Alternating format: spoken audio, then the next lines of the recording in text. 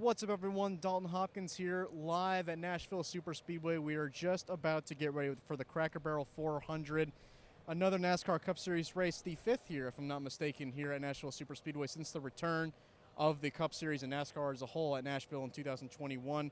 We're going to go down the grid, go over some highlighted drivers that we want to talk about going into this race today, talk about who's a favorite, who to look out for, and maybe who needs a good break going into this race. So we're going to start off here. Right now, to my left, to your right, is Chad Fincham in the number 66 NBM Motorsports car, or NBM car. It's going to be a limited series start. They're making some more starts later on this year. The number 44 NY Racing of J.J. Yaley. You can see that car. Brandon, it looks like Fanatics came along board for this race as well. J.J. Yaley making some limited starts, if I'm not mistaken, on most mile-and-a-half tracks, not all of them. And then we have Riley Herbst, the number 35 for 2311 Racing. We're going to go down the grid a little bit more here as Danny Peters, my cameraman, is helping me out today. He's doing a great job helping me out with this content this weekend. John Hunter Nemechek to our right, starting way back in the pack. He's going to need a good run today, along with Todd Gilliland, number 34. We're missing the number 51 of Cody Ware, still going through inspection, so we'll see what's going on with that, but he's going to be starting in the back as well. Corey Heim making what I believe, I've lost track at this point, but looks like it's going to be his fourth or fifth Cup Series start today, so we'll see what he can do. It'll be the fourth 2311 car, only the second time in the history of that organization to have four cars in one race. And I'm going to stop Danny right here. Look at this car, that Tootsie's number 99, Tootsie's Orchid Lounge. Anybody who's been in Nashville, especially on the Broadway, they know what Tootsie's is. They know how good that car looks. Check out our little car, Big Track. We got a Tootsie's car, and we went ahead and took a photo of that on the front stretch. Ty Dillon in the number 10, Colleague Racing, having a pretty rough weekend so far. The 16 had suffered a penalty yesterday after practice, and the 10 of Daniel Dye in the Xfinity Series got disqualified. Just passed by Noah Gregson's car, Cole Custer in the number 41. Both cars need a decent run today as well. Kyle Larson in the number 5. We're going to stop here again because take a look at how quickly we just got here, right? We're already here. We're not too far away from the back of the grid, and Kyle Larson starting all the way back here. He's going to need some serious luck to get through this race. Cody Ware's car just arrived here, so it looks like they finally got through inspection. But over here we have Kyle Larson. Now we know that he can probably get through the field pretty quickly, but from what I am hearing, what everyone is hearing right now, is this is probably going to be a track position race. So Cliff Daniels and that number 5 team is going to need some serious strategy to get through this field and get through it quickly and get up to the front. And Zane Smith, the number 38, finished second last year, his best career Cup Series finish in the number 71 car. It was only start here at Nashville Superspeedway. He's going to need some good luck, just like he had last year. It was a pretty chaotic ending, so we'll see if he'll be able to capitalize on any more chaos that occurs in this race. Carson Hocevar in the 77 had a great run going last week at Charlotte Motor Speedway, was running up in the front in the top 3, and unfortunately had a mechanical failure, was not able to finish that race. Kyle Busch in the 8. Now, here's a driver we know can get anything done in any car. He's been suffering a lot this year so far. He's won this track in the NASCAR Nationwide Series, what was the NASCAR Nationwide Series, and then won here in what is now the Xfinity Series. Alex Bowman, the number 48, really great-looking car. He's looking to have a great run today. He's starting a little bit in the more of the midfield. He'll need a great run as well.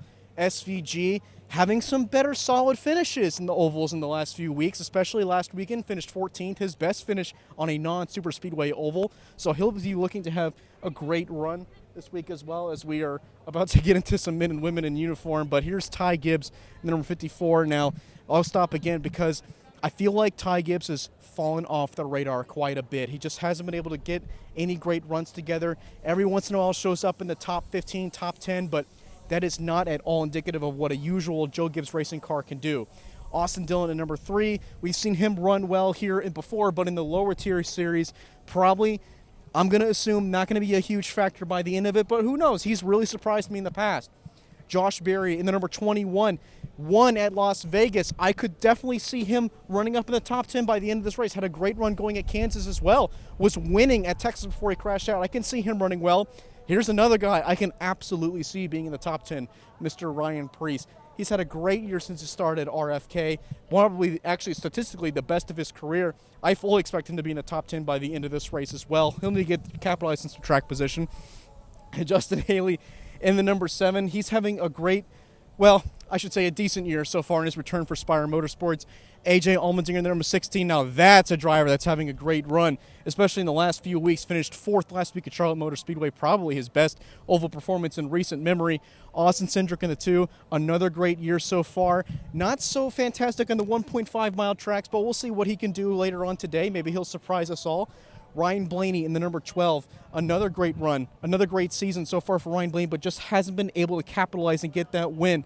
The most passing, the driver with the most passing so far this year, Ryan Blaney has. So we know he can move through the field, especially on what has been a lot of track position races so far in 2025.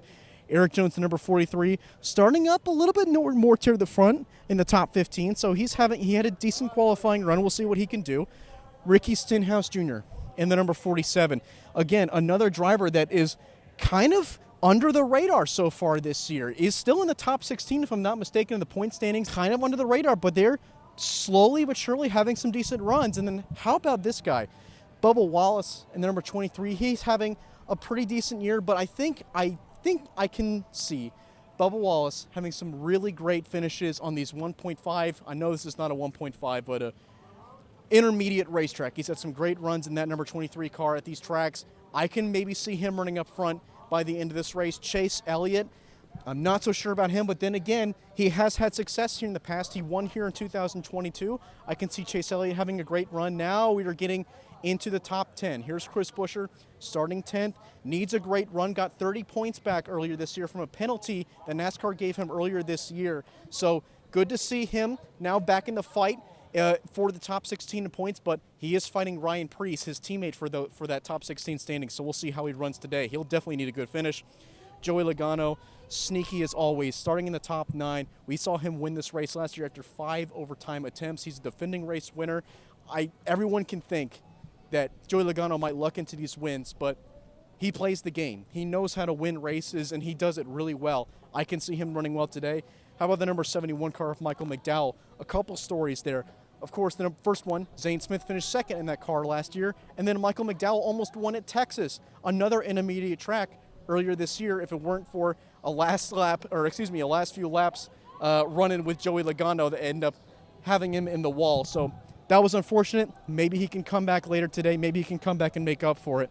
Christopher Bell, a very talented race car driver. I don't think any of us would be surprised if we saw him in the top 5 by the end of this race. Pretty much good, I think, anywhere we go.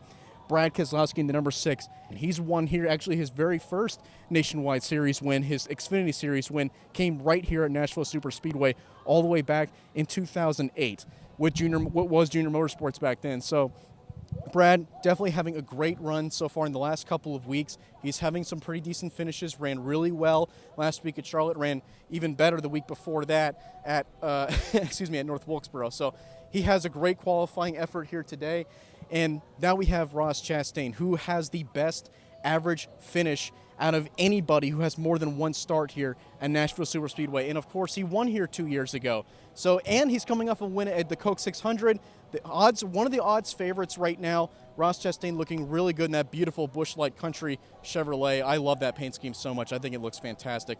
Tyler Reddick in the number 45, always fast everywhere we go. Kind of reminds me of Christopher Bell in that number 45 Toyota Camry. William Byron, another driver who's always up in the front. He's one of these intermediates quite often. He's very good at these types of racetracks. Now we get into the top 2, our front row. Denny Hamlin, how about that number 11 car? A driver who knows how to win here as well, but a driver that is looking to get a win in his 700th start. Oh, and by the way, I know we are, let me check the time here, we are an hour and a half away from what is supposed to be the beginning of coverage of this race at 6 p.m. Central Time. And we haven't heard anything about Denny Hamlin not having to get out of the car because he is on baby watch right now. So we'll see what happens with him. We'll see if he'll be able to stick around and start this race. But if he doesn't, it'll be Ryan Truex climbing to that number 11 car. And then we have the pole sitter, Chase Briscoe, in the number 19. His second consecutive pole with Joe Gibbs Racing after winning the pole last week at Charlotte as well. Personally, he's my personal favorite pick, but that's because track position is going to be key here. Clean air is king, and I think Chase Briscoe's probably got the best chance of winning in a Joe Gibbs Racing car this week than he's ever had. That's going to wrap up the entire grid. It's starting to get a little bit crowded out here, so we'll go ahead and sign off, but we really hope you stick around for more of our coverage. Enjoy the race today, and as always, subscribe and check out more of our content at frontstretch.com. My Place Hotels is proud to be the official hotel partner of Frontstretch. With plush beds, in-room kitchens, and pet-friendly hotels, My Place makes for the perfect pit stop when traveling. Frontstretch fans can use promo code Frontstretch to save 10% on your stay at any of our nationwide properties. Sign up for our Stay Rewarded program to get even more savings. With My Place Hotels, don't just stay, stay rewarded. Steven Stump of Frontstretch.com here. Come back for more great racing videos, and if you like us, don't forget to hit that subscribe button.